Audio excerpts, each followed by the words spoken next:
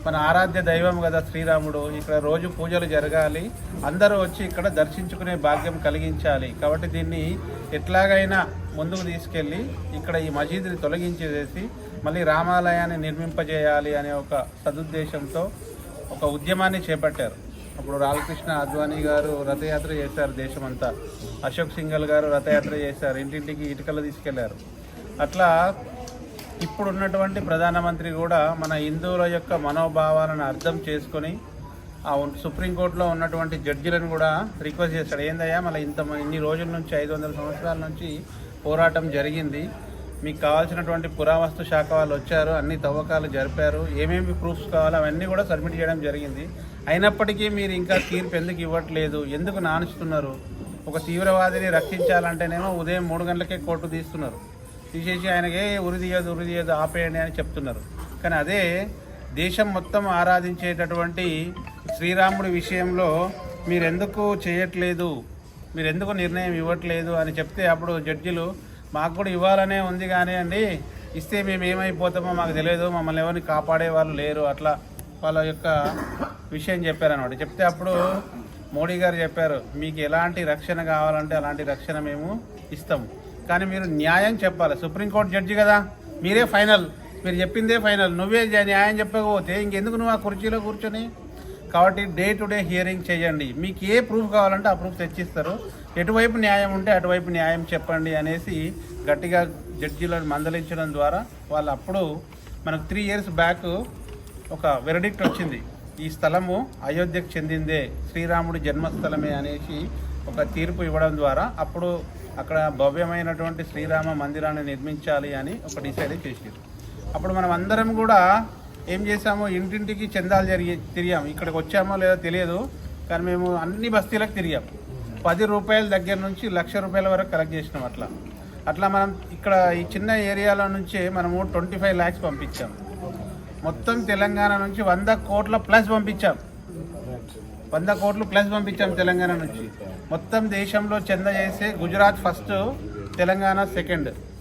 అట్లా మనం ఎంతో చాలా వాళ్ళు ఒక 1000 కోట్లు అట్లా అడిగారు, కానీ మనం అంతకన్నా ఎక్కువ ఒక జస్ట్ నెల రోజుల లోపల స్టిపులేటెడ్ టైంలో ఫుల్ ఫ్లెజ్డ్గా వాళ్ళు ఎంత అడిగారో అంత మనం పంపించగలిగాం. అట్లా 3 years అయిపోయింది, రామ మందిరం నిర్మాణం కంప్లీట్గా వస్తుంది. 22వ తారీఖు 12 గంటల 20 నిమిషాలకి దివ్యమైన రామ మందిరంలో మళ్ళీ బాణరాముడు ప్రతిష్ఠించబడుతున్నాడు. కాబట్టి ఆ రోజు మనము ఎట్లాగైతే దీపావళి ప్రతి సంవత్సరం చేసుకుంటామో, మళ్ళీ రాముడు ఎట్లయితే శ్రీలంక నుంచి అయోధ్యకి రావడం వల్ల దీపావళి ఎట్లా చేసుకున్నామో, దీపాలు వెలిగించి బాణసంచ కాల్చి ఈ 22వ తారీఖు రోజు సాయంత్రం మనము 5 దీపాలు వెలిగించాలి మన ఇంటి ముందు. ఉదయం పూటనేమో గుడులలో వెళ్ళాలి, మంచి పూజలు చేయాలి. మధ్యాహ్నం ఏమో ఇక్కడ మీరు లైవ్ టెలికాస్ట్ పెట్టుకొని భజన చేసుకోవచ్చు. ఇక్కడ చేసుకొని ఈ అక్షంతలు మీ తలపైన వేసుకోవాలి. అట్లా ఈ అక్షంతలు అందుకోసం వచ్చాయన్నమాట. మనం అందరం చందా పంపించాం కదా, మన రాముల వారి ఆశీర్వాదం రావాలి కదా మనకు, దానికోసమని ఇవన్నీ పంపించారనమాట. కాబట్టి మనం అందరం కూడా ఎంతో భక్తి శ్రద్ధలతో మళ్ళీ ఆ రాముల వారు అయోధ్యలో మళ్ళీ ప్రతిష్ఠించబడుతున్నారు కాబట్టి, సో ఆ శుభ సందర్భంగా 22వ తారీఖు మనం ఈ కార్యక్రమం చేసుకోవాలి. అదేవిధంగా హిందువులందరూ కూడా ఒక తాటిపైన ఉండాలి. ఎందుకంటే ఒక హాస్టల్లో 20 మంది స్టూడెంట్స్ ఉండేనంట, ఒక 4 ఏమో వేరే మతస్థులు ఉండేనంట, మిగతా 16 మంది ఉండేనంట. ఇలా వాళ్ళకి అడిగితే సారు ఏం వండాలి వాళ్ళంటే మన వాళ్ళు మర్చిపోటు చెప్పిరంట. వాళ్ళు ఉన్నారు 4, ఆ 4 మాకు గుడ్డు కావాలని పెట్టిరంట. ఈయన ప్రిన్సిపల్ చూసి ఈ 16 మంది 16 పెట్టారు, ఈ 4 గుడ్డు అని పెట్టారు, కాబట్టి ఆయన గుడ్డు వండి ఇచ్చారట. మన హిందువుల పరిస్థితి కూడా అట్లుంది. చాలామంది ఉన్నాం, సంఖ్య బహుసంఖ్య ఉంది, కానీ మనస్సు రకరకాలుగా ఉంది. వాడికి వేద్దాం, వీడికి వేద్దాం, అటు పోదాం, ఇటు పోదాం. కాబట్టి ఒక తాటిపైకి రావాలి. ఒక బస్సుని 4 మూలను నిలబడి తోసారనుకోండి ముందుకు వెళ్తుందా? పోదు, ఏదో ఒక దగ్గర ఉండి తోయాలి. కాబట్టి మనం అందరం కూడా ఏదో ఒక లీడ్ తీసుకొని ఒకవైపుకి వెళ్ళాలి, ఒక మాట పైన ఉండాలి. ఆ అవసరం ఉంది. అట్లా చేయడం బట్టే ఇప్పుడు అయోధ్యలో రామ మందిర నిర్మాణం సాధ్యమైంది. కాబట్టి ముందు మీరు కూడా ఇక్కడ ఇంత పెద్ద అపార్ట్మెంట్ ఉంది, ఒక చిన్న సత్సంగం చేసుకోలేరా? శనివారం సాయంత్రం పూట చిన్నపిల్లలందరికీ ఒక మంచి అలవాట్లు, మన సాంప్రదాయం ఏంటిది, మన కథలు ఏంటివి, ఎవరైనా మీరు ఏర్పాటు చేసినా మేము వచ్చి చెప్తాం. పెద్దవాళ్ళకి పారాయణం, లలితా సహస్రనామం చేయడం కానీ, హనుమాన్ చాలీసా పారాయణం చేయడం కానీ, రోజు మొత్తం టీవీ చూడడం, పేపర్ చూడడమే కాదు, భక్తి కూడా ఉండాలి కదా. మానవ జన్మ తీసుకున్నందుకు ఎంతో కొంత భక్తి మార్గంలో కూడా నడవాలి కదా. వారంలో ఒక రోజు 1 గంట సేపు హాయిగా కూర్చోవాలి, ప్రశాంతం. గంట డెడికేటెడ్ అంటే డెడికేటెడ్ భగవంతుడికి. భజన చేస్తాం, జరసేపు మంచి అలవాట్ల గురించి ఆలోచన చేస్తాం, మన సాంప్రదాయం గురించి ఆలోచన చేస్తాం, దీన్ని ఇంకా ముందుకు ఎట్లా తీసుకెళ్లాలా అనే ఆలోచన చేస్తాం. ఇట్లాంటివి చేద్దాం. జై శ్రీరామ్. ఇప్పుడు మాస్టర్ రామాంజనేయులు, ఇప్పుడు మీరు చూడండి, మీ కాలనీకి వచ్చింది 2 ఆంజనేయులు వచ్చారు. రామాంజనేయులు, ఆంజనేయులు, ఇద్దరం ఆంజనేయులమే. కాబట్టి ఆంజనేయ ప్రసాదులు ఆంజనేయులే తెచ్చిచ్చారు మీకు. ఇప్పుడు ఆయన ఎందుకు చేస్తున్నా అని చెప్పారు, ఎట్లా చెయ్యాలి అనేది కూడా ఒక ఇంపార్టెంట్ థింగ్. ఇంపార్టెంట్ అనే ఇప్పుడు అక్షింతలు వచ్చాయి. చాలామంది మనం పంచుతుంటే అడిగే ప్రశ్నలు ఏంటంటే, నిజంగా అయోధ్య నుంచే వచ్చాయా ఈ అక్షంతలు అని అడుగు. ఇప్పటికి మేము 5,000 కుటుంబాలకి ఇచ్చాం మేము. కొంతమంది ఎలా అడుగుతారు, నిజంగా అయోధ్య నుంచి అక్షంతలు ఇన్ని వచ్చాయా అని అడుగుతున్నాడు. మేము మీకు ఇచ్చిందంతా మీ దగ్గర ఎన్ని ఇళ్ళు ఉన్నాయి? ఒక 500 ఇళ్ళు ఉన్నాయి, 180, 200 ఇళ్ళు ఉన్నాయి. మేము ఇన్నే అక్షంతలు ఇచ్చాం మేము. అవునా? ఇవి మీరు వృద్ధి చేసుకోవాలి, మీ దగ్గర గుడిలో పెట్టుకొని వృద్ధి చేసుకోవాలి. మీకు ఇచ్చేప్పుడు కూడా ఇలా చిటికాడు ఇట్లా ఇస్తారనమాట, అంతే. ఒక చిటికాడు మాత్రమే ఇస్తారు, అంతేగాని గుప్పెళ్ళు ఇవ్వరు. కాబట్టి అక్కడి నుంచి ఎన్ని అక్షంతలు వచ్చాయో అన్ని అక్షంతలు మనందరికీ పంచే విధంగా పంపించారు. అంటే ఇప్పుడు హైదరాబాద్కి కొన్ని వచ్చాయి, తర్వాత కుకుట్పల్లికి కొన్ని వచ్చాయి, కుకుట్పల్లిలో మళ్ళీ బస్తీల వారిగా కొన్ని డివైడ్ చేసాం. ఈ డివైడ్ చేసినవన్నీ మీరు మళ్ళీ వృద్ధి చేసుకోవాలి. సపోజ్ ఇవి మీకు తక్కువ పడ్డాయి అనుకోండి, ఇందులోనే మీరు మీ దేవుడు ఉంటారు ఇక్కడ, ఒక వినాయకుడు గుడి ఏదో ఉంటుంది కదా, మీ కాలనీలో గుడి ఏదో ఉంటుంది, లేకపోతే పూజారిని పిలిచి పూజ చేసి మీరు అక్షంతలు తయారు చేసుకొని వృద్ధి చేసుకొని కావాల్సినవన్నీ తీసుకోండి. ఒక పాయింట్. రెండోది ఏంటంటే, మనం ఎందుకు చేయాలి? ఆయన చెప్పినట్టు ఎప్పుడు మనకి 500 ఏళ్ల క్రితము ఒక లేకపోతే ఇన్వేషన్స్ జరిగాయి మనకి. అప్పుడు ఆయన చెప్పినట్టు మనలో యూనిటీ లేదు కాబట్టి ఇన్వేషన్స్ జరిగాయి. ఇన్వేషన్స్ జరిగినప్పుడు కూల్చేశారు. కానీ మన తరం వాళ్ళకి ఇప్పుడు సగం మంది 40 ఏళ్ళ చిన్నవాళ్ళే, 40 ఏళ్ళు ఆ రేంజ్ వాళ్ళే ఉంటారు. ఫర్ ఎగ్జాంపుల్, ఈరోజు మా ఇంటికి ఒక అబ్బాయి వచ్చి ఏదో మాట్లాడుతూ, ఈ ఉద్యమం జరుగుతున్నది చాలా చూస్తున్నామండి, నాకు ఈరోజే తెలిసింది బాబర్ అనేవాడు వచ్చి మన గుడి కూల్చేశాడు అని ఈరోజు తెలిసిందట అతనికి నేను చెప్తే. అప్పటి వరకు మన గుడి ఉండేది, గుడి కూల్చేశారు అని తెలియదు. వాళ్ళకేం తెలుసు? ఓన్లీ ఒక మసీదు లాంటి స్ట్రక్చర్ ఉండేది, అది కూల్చారు అని మాత్రమే తెలుసు. అంటే ఏంటి, మనం ఇంకా అంత నిద్రావస్థలో ఉన్నాం. మనం జాగృతం అవ్వాలి, మనం లేచి నిజంగా హిస్టరీ ఏంటో తెలుసుకోవాలి. మనకు అన్ని అబద్ధాలు చెప్పి నేర్పించారు మనకి. ఓకే, మనం పెంచేప్పుడు, మనం పెరుగుతున్నప్పుడల్లా మన స్కూల్లో మనం చదువుకున్నదే నిజం అనుకుంటూ చదువుకున్నాం. కానీ మనం చదువుకున్నవన్నీ అబద్ధాలని ఇప్పుడిప్పుడే తెలుస్తున్నాయి. ఏంటి, వాట్సాప్లు, సోషల్ మీడియా వల్ల మనకు అర్థమవుతున్నాయి. అవి లేకపోతే అవి కూడా ఉండేవి కాదు మనకి. ఓకే, కాబట్టి ఇవి మనం ఆయన చెప్పినట్టు మనలో యూనిటీ కోసం, అందరం యూనిటీ కోసం ఇవి చేయాలి. రెండోది, 22వ తారీఖు ప్రాణప్రతిష్ఠ జరుగుతుంది. ప్రాణప్రతిష్ఠ జరిగినప్పుడు ఇవన్నీ పూజ మన ఇంట్లో పూజలాగా భావించాలి. మనందరం మన డబ్బులతో కట్టుకున్న గుడి ఇది. మనందరం 10 రూపాయలు 50, అప్పటికి ఇది ఉందో లేదో నాకు తెలియదు. 3 ఏళ్ల క్రితం ఇది ఉందా అండి? ఈ అపార్ట్మెంట్ ఉందా? ఇంకా 5 ఇయర్స్ అయిందా? అప్పుడే వచ్చి ఉంటుంది. అప్పుడు మనం 10 రూపాయల నుంచి 1,00,000 రూపాయల వరకు చందాలు తీసుకొని కట్టుకున్నాం. అంటే ఏంటి, మనము మన భాగస్వామ్యం ఉంది ఈ గుడిలో. గుర్తుపెట్టుకోండి అందరూ, మనము మన డబ్బులు ఇచ్చి కట్టుకున్న గుడి. ఇప్పుడు ఒక బిర్లా మందిర్ ఉంది, దాన్ని ఎప్పటికీ బిర్లా మందిర్ అనే పిలుస్తారు, బిర్లా కట్టించాడు కాబట్టి. అట్లానే ఒక అంబానీ తలుచుకొని ఉంటే ఎంతసేపు ఈ గుడి కట్టించడం, ఒక సింపుల్ పని. కానీ మన భాగస్వామ్యం ఉంది ఇందులో. అట్లాంటి కనెక్టివిటీ కావాలి. మీరందరూ మా గుడి అనేది మా దేవుడు, మన దేవుడు అనుకొని మనం కనెక్ట్ అవ్వాలి, చాలా ఇంపార్టెంట్. రెండోది, ఇప్పుడు అయిపోయిన తర్వాత ఇది మనం పూజ చేసాము, గుడి పూజ చూసి అక్షంతలు వేసుకుంటాము. రాత్రిపూట మాత్రం దీపావళి లాగానే చెయ్యండి. అందరూ దీపాలు పెట్టండి. మన ఇంట్లో దీపావళి ఎలా చేస్తామో అలానే చేయండి. 5 దీపాలు పెట్టాలి, తులసి కోట దగ్గర పెట్టాలి, దేవుడి దగ్గర పెట్టాలి, వాట్సాప్లో చాలా వస్తున్నాయి. అవన్నీ నమ్మండి, నమ్మకపోండి. కానీ ఉద్దేశం ఏంటంటే దీపావళి మనం ఎలా చేసుకుంటాం అలానే చేసుకోవాలి. రాముడు అయోధ్యకి తిరిగి వచ్చిన రోజు దీపావళి, అది మనం సెలబ్రేట్ చేసుకుంటాం. 5 దీపాలు ఎందుకు పెట్టాలి అన్నారంటే 500 ఏళ్ల పోరాట ఫలితం. 500 ఇయర్స్ మనం కష్టపడి, అంటే మామూలుగా నత్త నడక అంటారు అందరూ. నత్త నడక అనేది దేనికి ఉపయోగిస్తారు? చాలా స్లోగా వెళ్ళే వాళ్ళ గురించి మన నత్త నడక టు ద పవర్ ఆఫ్ 20, 100,000 అనమాట. అంత స్లోగా సాధించుకున్నాం మనం. ఏది? మెజారిటీ పాపులేషన్ మనమే అయ్యుండి మనం ఇది సాధించుకోలేకపోయాం. 500 ఏళ్ళు పట్టింది. కాబట్టి మన యూనిటీ అనేది ఇంపార్టెంట్. దీపావళి కనిపించాలి, మీ అపార్ట్మెంట్ అన్నీ లైట్లు వెలగాలి. మీరు మీలాంటి పెద్దవాళ్ళు లైట్లు పెట్టండి. ఓకే అండి, మీరందరూ చాలా బాగా చేశారండి. శోభాయాత్ర మాత్రం చాలా బాగా చేశారు. ఇది మీరు పంచుకోండి. ఏమన్నా క్వశ్చన్స్ ఉంటే మాత్రం ఇప్పుడు అడగండి, మేము ఆన్సర్ చేసి వెళ్ళిపోతాం. ఇలా పంచండి, ఇలా పంచండి. ఇంట్లో బియ్యం ఇలా ఒక ప్లేట్లో వేసుకోండి. మీరు పంచే వాళ్ళు ఇవి తీసి ఒకసారి కానీ 2 సార్లు కానీ దాన్ని ఉండేదాన్ని బట్టి కలుపుకోండి, అటు చేసుకోండి. అట్లా చాలా బాగా చెప్పారు సార్, మాకు వివరంగా. చాలామంది తెలియదు ఇవి బాబరే కట్టిండని చెప్పేసి, బాబర్ని కూల్చేసిండని చెప్పేసి మనం చాలా ఇదైపోయింది. చాలా చక్కగా వివరించారు సార్. మనకు రామాంజనేయులు గారు పక్కన స్ప్రింగ్స్ బిల్డింగ్లోనే ఉంటారు. ఈహెచ్పి సార్ మీరు? నేను రాష్ట్రీయ స్వయం సేవక్ సంఘం ఆర్ఎస్ఎస్ కార్యకర్త, ధర్మ జాగరణ.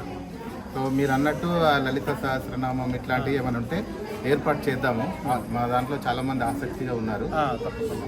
తప్పకుండా. ఎందుకంటే ఒక ప్రమాదకరమైన పరిస్థితిలో ఉంది హిందూ సమాజం. ఎందుకంటే కన్వర్షన్ ఎంత ఘోరంగా జరుగుతుందంటే, మన ధర్మం ఏమైనా చిన్నదా అంటే లేదు, చాలా గొప్పది. సనాతన ధర్మం ఎప్పుడు స్టార్ట్ అయిందో ఎవరికి తెలియదు. సాక్షాత్తు భగవంతుడే స్టార్ట్ చేశాడు. ఈ ధర్మంలో ఉన్న గొప్పతనం ఏ ధర్మంలో లేదు.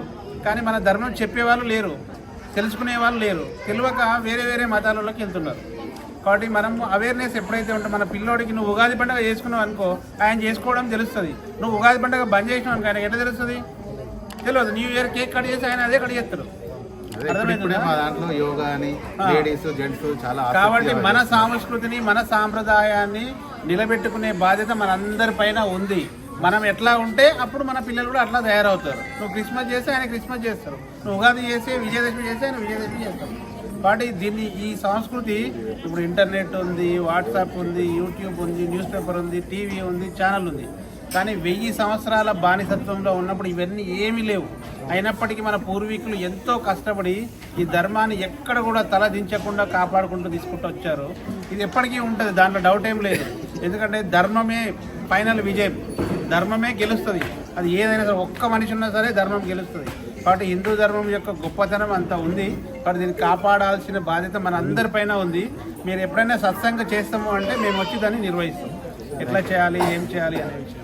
థ్యాంక్ యూ సార్, చాలా బాగా. ఇంకొకటి ఏంటంటే, మేము 22వ తారీఖు మీరు అన్నట్టుగా మేము దీపావళికి తప్పకుండా జరుపుకుంటాము. మా టీం కూడా ఇప్పుడే డిసిషన్ తీసుకున్నారు. 22వ తారీఖు ఈవినింగ్ అన్నదానం కూడా ఇక్కడ జరపబడుతుంది. అందరు తప్పకుండా ఇక్కడ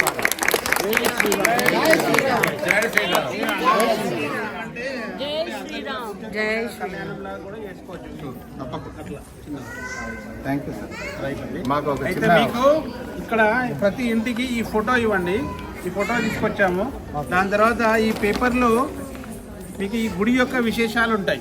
ఈ పేపర్ కూడా ఇవ్వండి. దాంతోపాటు మీకు ధర్మ జాగరణ గురించి ఒక చిన్న పత్రం ఉంది. ఈ పత్రం కూడా అందరూ చదువుకోండి.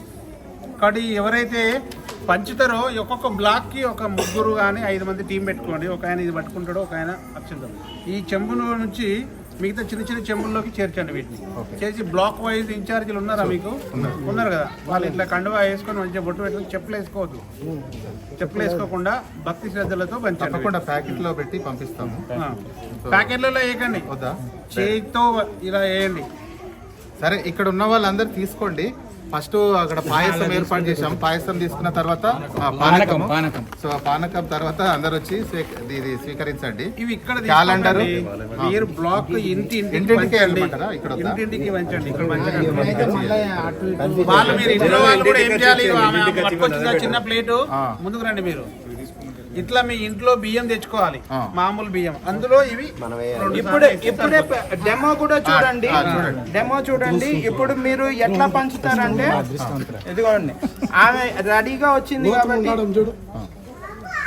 పంచేవాళ్ళు శ్రీరామ జయ రామ జయ జయ రామ, శ్రీరామ జయ రామ జయ జయ రామ, అంతే. అట్లా వేయాలి. వేసిన తర్వాత మీరు ఇవన్నీ కలిపేసుకోండి. కలిపేసుకొని ఇవి దేవుడి దగ్గర పెట్టుకోవచ్చు, పుట్టినరోజులైనప్పుడు అట్లా అల్మారీలో కూడా పెట్టుకోవచ్చు వృద్ధి కోసం. Thank you sir.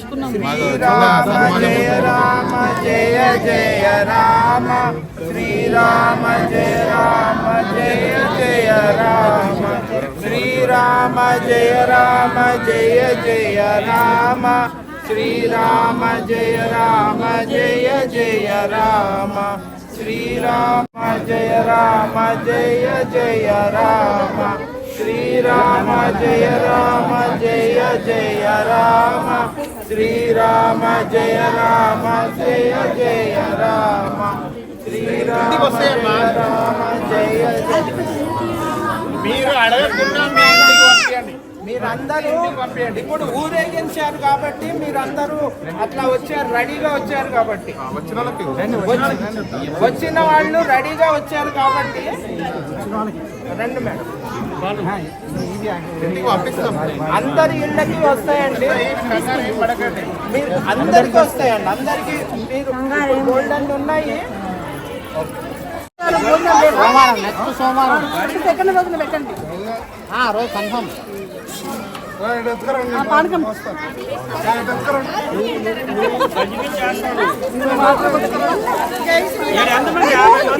జై శ్రీరామ్, జై శ్రీరామ్, జై శ్రీరామ్, జై శ్రీరామ్.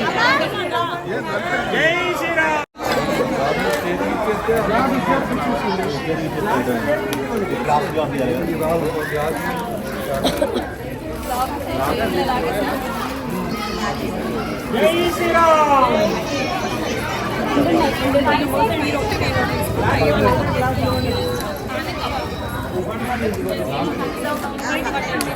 పానకం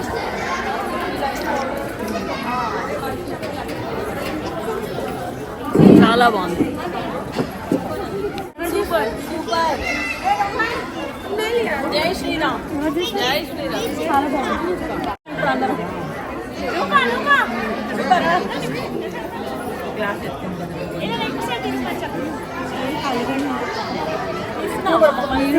పానకం సూపర్.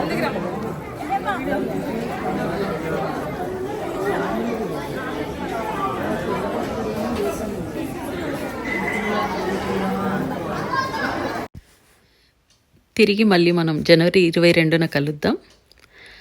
ఈ వీడియో నచ్చితే కనుక వీలైనంత మందికి షేర్ చేయండి, అన్ని వివరంగా తెలుస్తాయి వాళ్ళకు కూడా.